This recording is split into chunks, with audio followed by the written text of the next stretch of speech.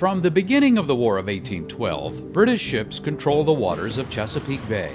But because Britain was also fighting France, most of its troops were in Europe, so it couldn't mount an invasion. That changed in 1814, when Britain and her allies defeated Napoleon and imprisoned him on Elba, allowing Britain to shift both ships and men to the U.S. war.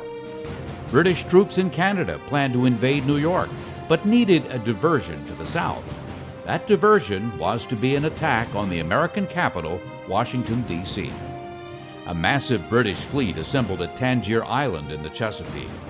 The bay was defended by the Chesapeake Flotilla, a collection of American barges and gunboats under command of Captain Joshua Barney.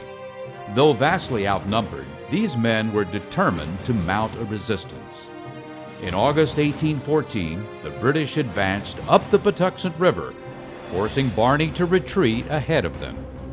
At Upper Marlboro, Maryland, British forces gathered and began their march on Washington by way of Bladensburg. Barney's sailors, with artillery from the Washington Arsenal, now Fort Leslie McNair, took up positions at Bladensburg along with units of the Army and militia. Though units around them fled in the face of the withering British assault, Barney's men fought bravely, and his guns took a heavy toll on the advancing British troops. The British eventually captured Barney, but immediately paroled him, a huge sign of respect for his valiant stand. Having overcome all resistance, the British next advanced on Washington, forcing President Madison and other government officials to leave the capital. The British planned to burn government buildings, but promised to spare private property as long as its owners were peaceful. Some of Barney's men occupied the Sewell Belmont House in the city, firing on the advancing British troops, killing the British commanding general's horse. The British torched the house as well as the White House, Capitol, and other government buildings. Dolly Madison, following instructions from the president, gathered up as many valuables as she could. Paul Jennings, President Madison's enslaved manservant, along with others, saved the Gilbert Stuart painting of George Washington, today considered a national treasure.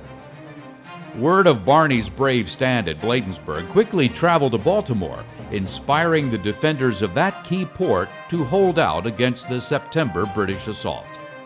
As many as 900 U.S. naval officers and sailors, including over 200 from Barney's flotilla, deployed to defend the city, both aboard ship and on land.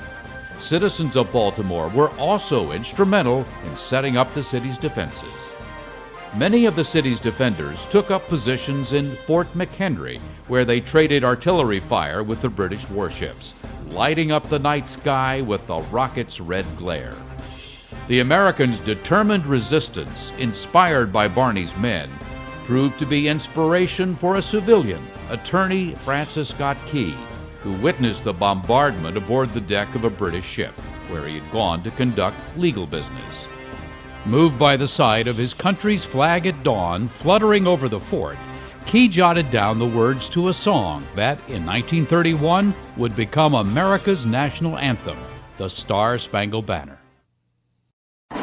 America's Navy, keeping the sea free for more than 200 years.